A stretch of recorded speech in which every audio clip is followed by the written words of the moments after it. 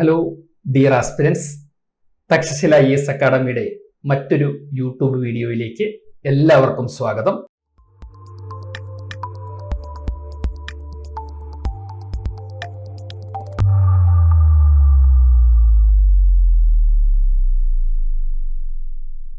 Environment and എക്കോളജിയുമായി ബന്ധപ്പെട്ടുകൊണ്ടുള്ള ഒരു ടോപ്പിക്കാണ് ഇന്ന് ഡിസ്കസ് ചെയ്യുക. നമ്മുടെ സ്പീഷീസ് ഇൻ ന്യൂസ് എന്ന് പറയുന്ന ഒരു ഹെഡിൽ ചെയ്യുന്ന വീഡിയോ സീരീസിന്റെ ഭാഗമാണ് ഈ വീഡിയോയും. അപ്പൊ ഇന്നത്തെ ഈ വീഡിയോയിൽ നമ്മൾ സ്പീഷീസ് ഇൻ ന്യൂസിൽ നോക്കുന്നത് പങ്കോളിൻ എന്ന് പറയുന്ന ഒരു മൃഗത്തിനെയാണ്. അപ്പൊ നിങ്ങൾക്ക് എല്ലാവർക്കും ഫെമിലിയർ ആയിട്ടുള്ള ഒരു മൃഗമാണ് പങ്കോളിൻ. നമ്മൾ ഉറുമ്പ് തീനി, ഈനാമ്പേച്ചിക്ക് മരപ്പെട്ടി കൂട്ടെന്നൊക്കെ പറയുന്നത് ഈനാമ്പേച്ചി അല്ലെങ്കിൽ ഉറുമ്പ് തീനി എന്നൊക്കെ നമ്മൾ മലയാളത്തിൽ പറയുന്ന ആ മൃഗമാണ് പങ്കോളിൻ എന്ന് പറയുന്നത്. അപ്പം ആ ഫോട്ടോ കണ്ടപ്പോൾ നിങ്ങൾക്ക് സംഭവം ഏതാണ് മൃഗം എന്നൊക്കെ ഐഡന്റിഫൈ ചെയ്യാനായിട്ട് പറ്റിയിട്ടുണ്ട്.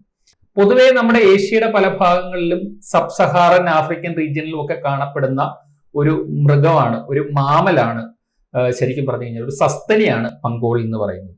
അപ്പൊ നമുക്കറിയാം pangolins popularly known as scaly anteaters are mammals. അപ്പൊ ഞാനിപ്പോൾ ഓൾറെഡി പറഞ്ഞ കാര്യം തന്നെയാണ് ഇവിടെ എഴുതി വെച്ചിരിക്കുന്നത്. അതായത് ആന്റീറ്റേഴ്സ്, സ്കേലി എന്ന് പറഞ്ഞാൽ സ്കെയിൽസ് ഉണ്ട്, ശൽക്കങ്ങൾ, മേത്ത് മുഴുവൻ ഇതുപോലെ ശൽക്കങ്ങളുണ്ട്. അപ്പൊ അങ്ങനെയുള്ള ആന്റീറ്റേഴ്സ്, ഉറുമ്പ് തീനികളെയാണ് നമ്മൾ പൊതുവെ പങ്കോളിൻസ് നമ്മൾ പറയുക. അല്ലെങ്കിൽ പങ്കോളിൻസിനെ നമ്മൾ പൊതുവെ വിളിക്കുന്ന പേര് ആന്റീറ്റേഴ്സ്, ഉറുമ്പ് തീനി എന്നാണ്, അല്ലെങ്കിൽ നമ്മുടെ മലയാളത്തിൽ ഈനാമ്പേച്ചി എന്നൊക്കെ വിളിക്കാറുണ്ട്. മാമൽസ് ആണ്, സസ്തനികളാണെന്ന് മനസ്സിലാക്കുക. ഈ പങ്കോളിൻസിന്റെ നമ്മളിപ്പോ പറഞ്ഞു സ്കെയിൽസ് ഉണ്ടെന്ന് പറഞ്ഞു, ശൽക്കങ്ങളുണ്ട് ശരീരത്തിൽ മുഴുവൻ.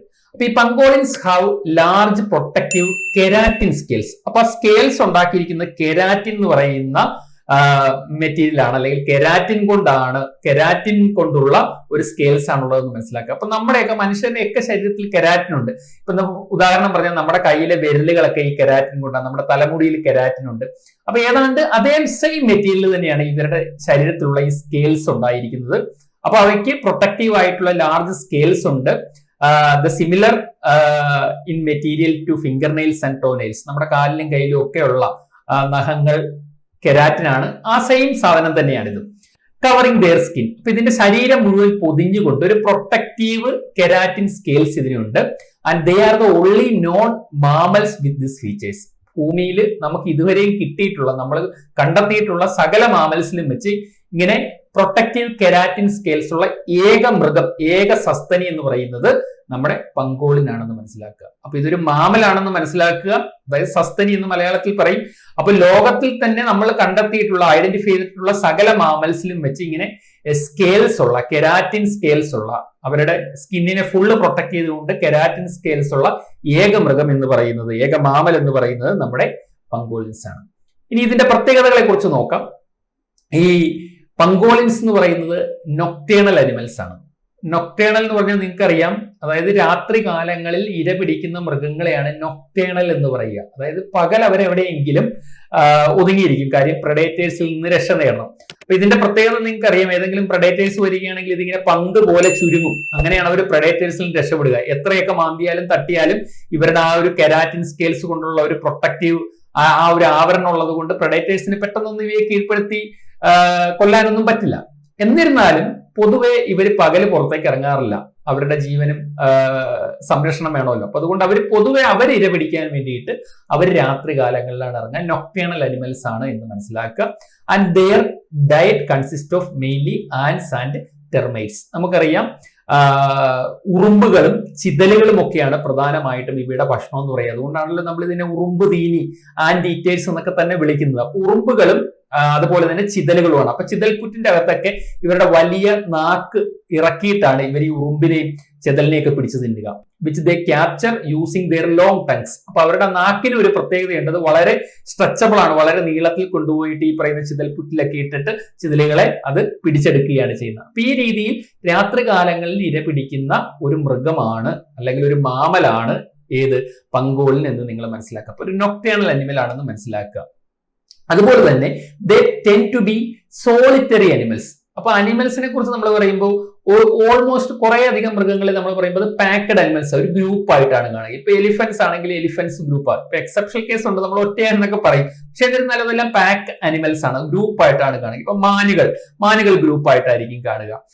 ഇനി വോൾഫിനെ എടുക്കുക, വോൾഫുകൾ ഗ്രൂപ്പായിട്ടാണ് കാണുക. ഓൾമോസ്റ്റ് കുറെ അധികം ജീവികൾ ഈ പറയുന്ന രീതിയിൽ ഗ്രൂപ്പായിട്ട് ജീവിക്കാൻ ഇഷ്ടപ്പെടുന്ന ജീവികളാണ്. എന്നാൽ നമ്മുടെ പങ്കോളിൻസ് എന്ന് പറയുന്ന ഒരു സോളിറ്ററി അനിമൽ ആണ് എന്ന് മനസ്സിലാക്കുക. ഒറ്റയ്ക്ക് ജീവിക്കാനും ഒറ്റയ്ക്ക് ഇര നേടി നടക്കാനും ഒക്കെ ഇഷ്ടപ്പെടുന്ന ഒരു മൃഗമാണ് എന്ന് മനസ്സിലാക്കുക. പൊതുവെ ഇവര് റീപ്രൊഡക്റ്റീവ് ടൈമിൽ മാത്രമാണ്, മേറ്റിങ്ങിന് വേണ്ടി മാത്രമാണ് അതിന്റെ ഇണയുടെ കൂടെ ഒരുമിച്ച് ജീവിക്കുക എന്ന് പറയുക. അതർ ടൈംസ് എല്ലാം ലൈഫിൽ ഈ പറയുന്ന പങ്കോളിൻസ് എല്ലാം ഒറ്റയ്ക്ക് ജീവിക്കാൻ, ഒറ്റയ്ക്ക് കറങ്ങി നടക്കാൻ ഇഷ്ടപ്പെടുന്ന ഒരു മൃഗമാണ്. അപ്പൊ സോളിറ്ററി അനിമൽ ആണ് എന്നുള്ള കാര്യം കൂടി ഒന്ന് ഓർത്തു വെക്കുക. ഇനി നമുക്കറിയാം പങ്കോളിൻസ് ആർ ത്രെട്ടൻഡ് ബൈ പോച്ചിങ്. അപ്പൊ ഇവയ്ക്ക് പ്രധാനപ്പെട്ടൊരു ത്രെട്ട് എന്ന് പറയുന്നത് പോച്ചിങ് തന്നെയാണ്. കാരണം നമുക്കറിയാം നമ്മുടെ ഇന്ത്യയിലും അതുപോലെ തന്നെ നമ്മുടെ അയൽ രാജ്യമായിട്ടുള്ള ചൈനയിലും ഒക്കെ ആയിട്ട് ഈ ട്രഡീഷണൽ മെഡിസിന് വേണ്ടിയിട്ട് ഇതുപോലുള്ള ജീവികളെ പിടിക്കാറുണ്ട്. കാരണം ഇതിനൊക്കെ എന്തൊക്കെയോ ഔഷധ ഗുണമുണ്ടെന്നുള്ള കുറെ അന്ധവിശ്വാസങ്ങൾ നിലനിൽക്കുന്നത് കൊണ്ടാണ് ഇതിനെയൊക്കെ പോച്ച് ചെയ്യുക. അപ്പൊ പോച്ചിങ് വലിയൊരു ത്രട്ടാണ് ഇതിന്. For their meat and scales which are used in traditional medicine. അപ്പൊ ട്രഡീഷണൽ ആയിട്ടുള്ള ചില മെഡിസിൻ ഉപയോഗിക്കാൻ വേണ്ടിയിട്ട് ഇതിന്റെ ഇറച്ചിയും ഇതിന്റെ സ്കെയിൽസും ഒക്കെ ഉപയോഗിക്കാറുണ്ട്. ഇതെല്ലാം അന്ധവിശ്വാസത്തിന്റെ ഭാഗമായിട്ടാണ് ഇത്തരത്തിൽ ഇതെല്ലാം ട്രഡീഷണൽ മെഡിസിനിൽ ഉപയോഗിക്കുക. ശരിക്കും അങ്ങനെ മെഡിസിനൽ വാല്യൂ ഒന്നും, മെഡിസിനൽ ആയിട്ടുള്ള പ്രത്യേകതകളൊന്നും ഇതിന്റെ മീറ്റിനോ സ്കെയിൽസിനോ ഒന്നും ഇല്ല. ഇതെല്ലാം അന്ധവിശ്വാസത്തിന്റെ ഭാഗമായിട്ട് ട്രഡീഷണൽ ആയിട്ടുള്ള മെഡിസിൻസിൽ ഉപയോഗിക്കാൻ വേണ്ടി ഇതിനെ ഈ പറയുന്ന പോച്ചേഴ്സ് പിടിക്കുകയാണ് ചെയ്യുന്നത്. അതുപോലെ തന്നെ ഇവയുടെ ത്രെട്ടിന് മറ്റൊരു കാരണമാണ് ഹെവി ഡിഫോറസ്റ്റേഷൻ, അതായത് വനം നശിച്ചു പോകുന്നത്. ഡിഫോറസ്റ്റേഷനും ഒരു പ്രധാനപ്പെട്ട കാരണമാണ്. അപ്പൊ ആ ഡിഫോറസ്റ്റേഷൻ സംഭവിക്കുമ്പോൾ അവരുടെ നാച്ചുറൽ ഹാബിറ്റാറ്റ്സ് അവർക്ക് നഷ്ടപ്പെടുകയാണ്. അപ്പൊ പോച്ചിങ്ങും ഡിഫോറസ്റ്റേഷനുമാണ് ഇവർക്കുള്ള ഏറ്റവും വലിയ ത്രെട്ട് എന്ന് മനസ്സിലാക്കുക. അതുപോലെ തന്നെ ഈ പങ്കോളിൻസിന് മറ്റൊരു റെക്കോർഡ് കൂടിയുണ്ട്.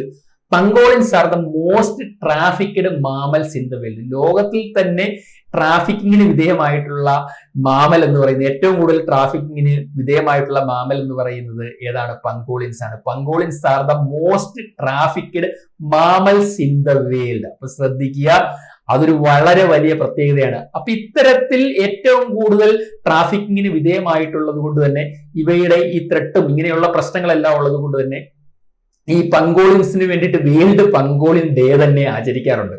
ഫെബ്രുവരി 18 വേൾഡ് പങ്കോളിൻ ഡേ എന്ന് പറയുക. അപ്പൊ കറണ്ട് അഫയേഴ്സിൽ ആ ഫെബ്രുവരി 18 വേൾഡ് പങ്കോളിൻ ഡേയുമായി ബന്ധപ്പെടുത്തിക്കൊണ്ട് ഒരു ആർട്ടിക്കിൾ വന്നതുകൊണ്ടാണ് ഈ പങ്കോളിനെ കുറിച്ച് നമ്മൾ UPSC പ്രിലിംസിൽ എക്സ്പെക്ട് ചെയ്യണം, ഒരു ക്വസ്റ്റ്യൻ എക്സ്പെക്ട് ചെയ്യണമെന്ന് ഞാൻ പറയുന്നത്. അപ്പോൾ ലോകത്തിൽ തന്നെ ദ മോസ്റ്റ് ട്രാഫിക്ഡ് മാമൽ ആണ് ഏത്? പങ്കോളിൻ എന്ന് പറയുന്നത് എന്ന് മനസ്സിലാക്കുക. ഇനി IUCN റെഡ് ലിസ്റ്റിലേക്ക് വരുമ്പോൾ നമ്മുടെ ഇന്ത്യയിൽ നമുക്ക് 2 തരം പങ്കോളിൻസിനെയാണ് നമുക്ക് കാണാൻ കഴിയുക. Indian pangolins and Chinese pangolins are found in India. ഇന്ത്യയിൽ പൊതുവെ 2 ടൈപ്പ് പങ്കോളിൻസ് ഉണ്ട്. ലോകത്തിൽ പല ടൈപ്പ് പങ്കോളിൻസ് ഉണ്ട്. ഞാൻ പറഞ്ഞു ഏഷ്യൻ കോണ്ടിനെന്റിലും അതുപോലെ തന്നെ സബ് സഹാറൻ റീജിയനിലും ഒക്കെ, ആഫ്രിക്കയിലെ സബ് സഹാറൻ റീജിയനിലൊക്കെ ഈ പങ്കോളിൻസ് ഉണ്ട്. അപ്പൊ സബ് സ്പീഷീസുകളൊക്കെ ആയിട്ട് കുറെ ഗ്രൂപ്പ് ഉണ്ട്.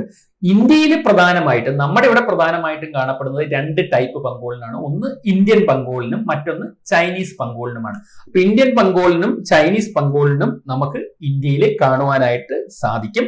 ഇനി IUCN റെഡ് ലിസ്റ്റിലേക്ക് വരുമ്പോൾ ഇന്ത്യൻ പങ്കോളിൻ എൻഡേഞ്ചേർഡ് ലിസ്റ്റിലാണ് വരിക. IUCNന്റെ റെഡ് ലിസ്റ്റിൽ ഇന്ത്യൻ പങ്കോളിൻ എൻഡേഞ്ചേർഡ് ലിസ്റ്റിലും ചൈനീസ് പങ്കോളിൻ ക്രിട്ടിക്കലി എൻഡേഞ്ചേർഡ് ലിസ്റ്റിലുമാണ്. ഇപ്പൊ ലോജിക്കലി തന്നെ ആലോചിക്കുക. കാരണം ഈ ട്രഡീഷണൽ മെഡിസിൻ എന്ന് പറയുന്ന സാധനം ഏറ്റവും കൂടുതൽ ചൈനയിലാണ് ഉള്ളത്. അപ്പൊ അതുകൊണ്ട് തന്നെ അവരുടെ നാട്ടിൽ കാണുന്ന ചൈനീസ് പങ്കോളിനെ മാക്സിമം അവന്മാര് പിടിച്ച് പോച്ച് ചെയ്തിട്ട് അതിന്റെ മീറ്റും സ്കെയിൽസും ഒക്കെ മെഡിസിൻ ഉപയോഗിക്കുന്നുണ്ട്. അത് തികയാതെ വരുമ്പോഴാണ് നമ്മുടെ ഇന്ത്യയിൽ നിന്ന് ഈ സാധനത്തിനെ കടത്തിക്കൊണ്ടു പോകുന്നത്. അപ്പൊ ഇന്ത്യയിൽ നിന്ന് ഇന്ത്യൻ പങ്കോളിനെയും ചൈനീസ് പങ്കോളിനെയും ഒക്കെ ഇവന്മാരെ ട്രാഫിക് ചെയ്ത് കൊണ്ടുപോകുന്നുണ്ട്. അപ്പോൾ ഇന്ത്യൻ പങ്കോളിൻ എൻഡേഞ്ചേർഡ് ലിസ്റ്റിലും ചൈനീസ് പങ്കോളിൻ ക്രിട്ടിക്കലി എൻഡേഞ്ചേർഡ് ലിസ്റ്റിലുമാണ് എന്ന് മനസ്സിലാക്കുക.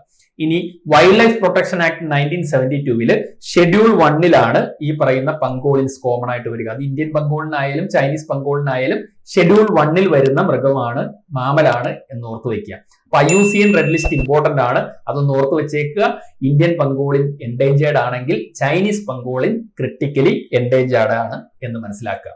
അപ്പൊ ഇന്ന് നമ്മൾ പുതിയൊരു മൃഗത്തിനെ കുറിച്ച് അതിനെക്കുറിച്ച് ആധികാരികമായിട്ട് തന്നെ പഠിച്ചിട്ടുണ്ട്. Keep going. പുതിയൊരു വീഡിയോയുമായിട്ട് ഉടനെത്താം. Thank you. Takshashila IAS Academy. Aspire. Enroll. Achieve.